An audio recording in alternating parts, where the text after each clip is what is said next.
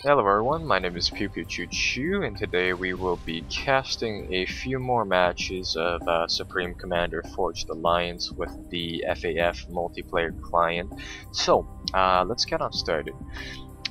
Now, I've been working on my econ, my macro play inside this game. I'm playing as the Supreme Commander over here, represented by the blue. My opponent is the red, also playing Seraphim right here. And we're playing on a fairly large map with a lot of mass, represented by the little green dots here.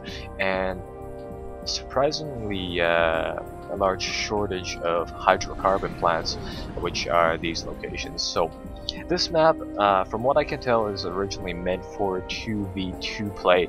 It has quite a lot of depth to the elevation. As you can see here, it's mainly made out of just plateaus and narrow valleys in the middle of the map. That's where most of the fighting is going to occur. In the middle of the map there is a central defended location which is neutral to both players, and that little area is hostile to pretty much everybody. So, not much has changed for me except for my build order. I did a little bit of revision on these smaller maps. I still like to go with 2 scouts, get 3 engineers, 3 to 4 engineers, bring out a few tanks for defense against enemy scouts, and then crank out the engineers on these bigger maps, simply just to speed up the process of securing all of these mass points and grabbing all of that good econ. Speed this up a little bit more. There we go. So my opponent here likes to build his factories inside his starting area right here, which isn't necessarily a problem. Personally, on this map, you'll notice that since there are these plateaus and these mountain ranges essentially right above his base, if I brought some artillery units right here, that could essentially pummel all of that, which is my main concern. But watching a few replays of the FAF tournament, I realized that it might be actually better building my factories right here, where they can have easy access to both of the ramps, and they're a little more protected from artillery attacks, seeing as how I can simply just move my units up here if they ever become under threat by the enemy. So the early part of the game is, well, it's fairly simple. You got, looks like he's actually trying to hide his engineer from my scout down here. Did a pretty good job at that, and it looks like the game has gone pretty stable, I've got to say. He's grabbing the top expansion here while I'm moving down to the bottom point of my engineer, and it looks like I'm going to be losing that engineer inside this particular game. And it looks like he went air early. Going bombers first is a very nice strategy. It definitely will give you the upper hand for a little bit of time, but you gotta wonder, is that really worth the investment on cranking out that factory? He's got some air superiority going along with that as well, which is pretty good.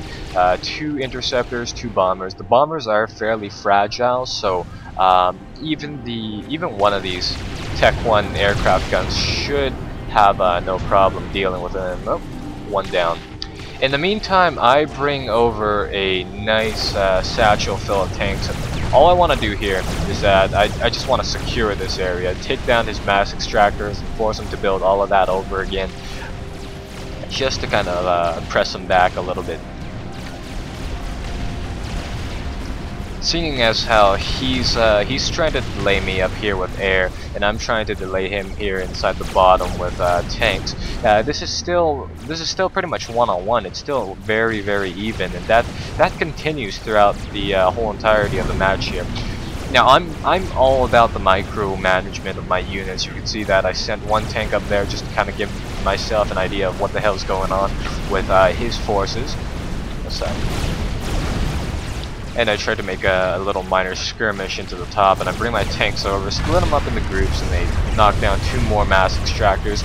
Overall, I would say that he still has the economic edge with the 5 mass extractors up here. Just trying to kill my my tanks over here, but that's alright. I get another light transport in here. Not necessarily sure if this one survives though. And yes, it does. So I dropped down some more tanks, and all I'm really interested at this point is to just simply pummel those mass extractors down, take those out of the fight immediately. Load up some more tanks, and I'm just trying to bring some more troops over there. Now, from my perspective right now, I know that the enemy has something going on, an expansion going on up here. So there's definitely quite a little bit of enemy troops over there, and I'm not necessarily sure about down here until the enemy finally decided to show himself with this one particular unit. I believe I have a radar sensor right here, which is able to detect units inside this little range, which is rather nice. So I sent a force down here. If I'm lucky, I will be able to make a breakthrough to his back end over here and hopefully strike at his production facilities back here. And I actually like what he's doing here with the base macro. He's bringing out four factories over here just to pump out a few units, and then later on he moves down here to produce another stack, kind of like what I'm doing with my factories over here. And the thing that I really like is that he's actually creeping them up here onto the mountain so that he can bring up troops even faster. That's something that I really like. Now, fighting inside this map is it's a little bit problematic. You can see that I have more artillery units than I usually do, and this is because I really wanted to take advantage of these ridges on this map. You can see that any force that you send up will really be split into these long, narrow columns, which are just ripe for picking off. And I always like to bring out that other transport so long as I'm able to harass them with these little troop drops. I think I'll be able to do fine. And I get some more pumps up here. So in terms of mass and economy, I believe both of us are fairly even. I'm at 42 right now with a good stable 320 extra energy. His economy is fluctuating all over the place, but I believe it's at 55 even with all of that. And yeah, he started to upgrade his pumps, is what I should have been doing. This round was fairly close. So for a bit of time he had air superiority over the whole entire map, so I decided to bring out a few interceptors now that I'm done with the whole land transport thing. Still managed to sneak one or two forces into the back of his little encampment over here. And these squads of tanks will just maul reactor setups or extractor setups real fast.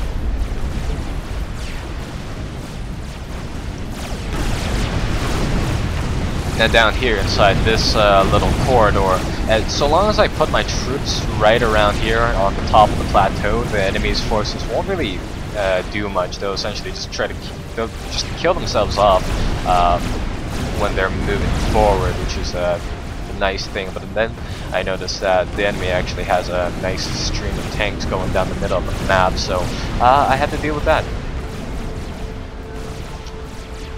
Now at this point, he on the scores over here, he's overlapped me by quite a bit, over yeah, just a little bit over 10k, 11k of points, and that's generally what I try to base how well I'm doing on, is the point totals up here.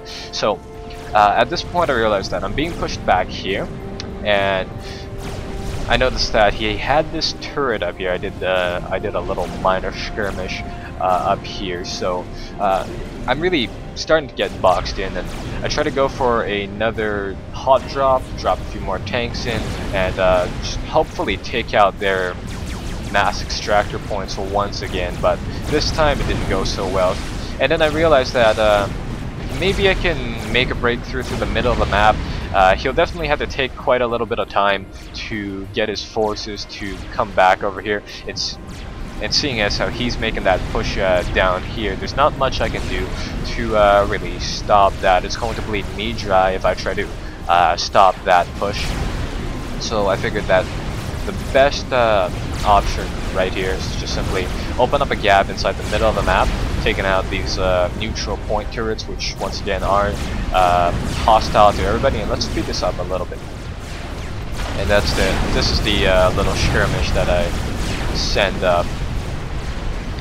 Now during this whole entire time, I believed I thought the enemy's commander was up here. So when the big push came, I realized that I had to push through the middle of the map and somehow just corner the enemy commander. I'm not necessarily sure when I noticed that he was up here. As you kind of saw, he was down here around his main base a little bit a while back, but he decided to move his commander up here, which was his fatal mistake this particular round. So I know that his commander is here. He's going to go through the back of my base, and I know that his commander is fairly durable. It's the second most durable commander inside the game, so I had to cut him off from his main force and from the reinforcements coming out the back. So I split my forces into two, and I just start moving on this commander. At the moment, my base is just absolutely getting devastated. There's nothing I can do about that little part of the map. The mistake he made was that he put his commander onto this little plateau here with no real way to leave, and then he sent his units down here into my original base. So he's trapped himself up here onto the plateau, and the thing that I like about his play is that he actually brings out this one little air transport, and he's trying to rescue his commander right now.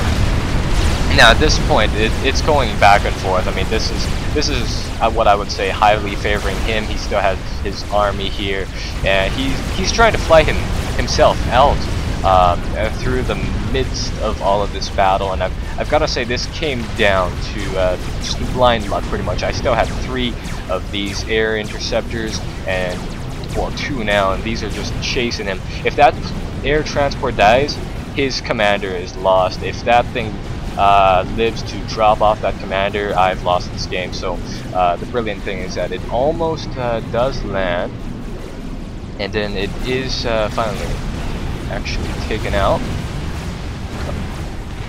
just like that.